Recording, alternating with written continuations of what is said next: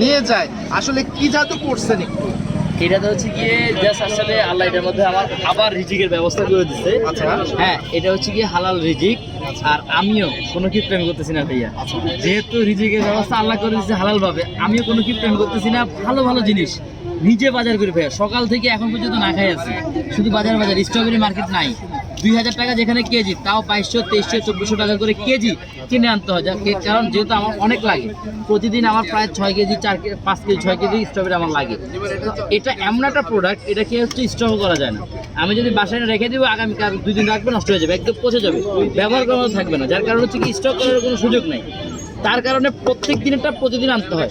আপনি জাস্ট পাতাগুলো যদি একটু দেখেন কতটা ফ্রেশ, এই যে দেখেন পাতাটা একদম স্পষ্ট দেখা যাচ্ছে, এখন কাঁচা, একদম কাঁচা। হ্যাঁ, তো এই যে ফ্রেশ জিনিস আলহামদুলিল্লাহ খাওয়াচ্ছি, মানুষ যখন একটা বাইট নেয় বোঝে এই জিনিসটা আসলে কতটা ফ্রেশ ভালো লাগে, এই কারণে আরো কয়েকটা পার্সেন্ট নিচ্ছে।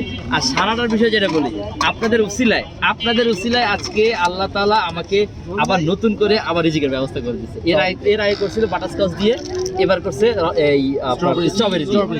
ইনশাআল্লাহ হয়তো নতুন আরো কিছু আনবো যখন, তখন ওগুলোর মাধ্যমে আল্লাহ আবার আমাকে রিজিকের ব্যবস্থা করে দিচ্ছে। আচ্ছা, এইটারই আরেকটা ভাই হলো ম্যাঙ্গো আছে, তিরামিসু আছে, তিরামিসু আছে। আচ্ছা, এইটার তো রেসিপিটা আমাদের বললেন, এটার রেসিপিটা একটু বলে দেন। ম্যাঙ্গোটা হচ্ছে কি একদম পাকা আম ব্যবহার করে আমি এটা কেজি 700 টাকা করে কিনবে, 700 টাকা করে পার কেজি। ভাই এখন তো আম পাওয়া যায় না, আমের সিজন না, এই কারণে তো বলো 700 টাকা করে কেজি কিনি।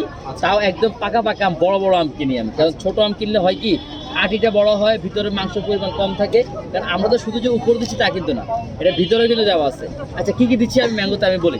ম্যাঙ্গোতে হচ্ছে কি স্পঞ্জটা হচ্ছে গিয়ে লেডি ফিঙ্গার যেরকম উঠায় না, আমাদের স্পঞ্জ আমরা কিন্তু লেডি ফিঙ্গার ব্যবহার করি না। আমরা স্পঞ্জটা হচ্ছে গিয়ে লেডি ফিঙ্গারের যেই উপকরণগুলো লাগে ওইভাবেই আমরা হচ্ছে অ্যাভারেজ স্পঞ্জটা বড় মোল্ডে উঠাই। প্লাস হচ্ছে গিয়ে আমরা হচ্ছে গিয়ে এখানে হচ্ছে গিয়ে হুইপ ক্রিমের সাথে আমরা চিজ ফ্রস্টিং ক্রিম ব্যবহার করি, ক্রিম চিজ ব্যবহার করি, পরিমাণ মতো ব্যবহার করি, অতিরিক্ত ব্যবহার করি না। কারণ অতিরিক্ত বাচ্চারা খেতে পারে না ভাই। আমার এখানে আলহামদুলিল্লাহ 80% কাস্টমার হচ্ছে গিয়ে বাচ্চা কাস্টমার, যার কারণে ওদের কথা চিন্তা করি। কিন্তু আমি চকলেটের লেয়ারটা বেশি রাখছি, আমার প্রত্যেকটা ইয়েতে চকলেটের লেয়ারটা সবচেয়ে বেশি মোটা করে লেয়ার থাকে, যার কারণে যখন বাচ্চারা খায় তখন তাদের বেশি মজা লাগে ভাইয়া।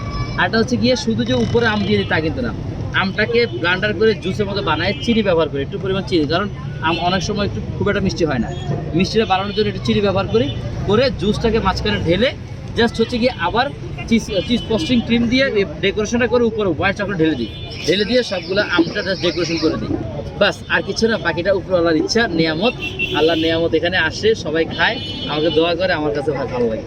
আর ভাইয়া আরেকটা আছে আপনার কাছে, ছিল তিরামিসু মিষ্টি। এই যে ভাইয়া, এটা একটু দেখাবেন এবং এটা রেসিপিটা বলবেন। এটা রেসিপিটা হচ্ছে কি ভাই একদম ইজি। এটা যদি আমি আপনাকে যদি জাস্ট একটু উল্টা করে দেখাই, এটাতে দেখেন 3টা লেয়ার আছে, 3টা লেয়ার আছে। এখন তিরামিসুতে কিন্তু ক্রিমের সংখ্যাটা প্রচুর বেশি হয়।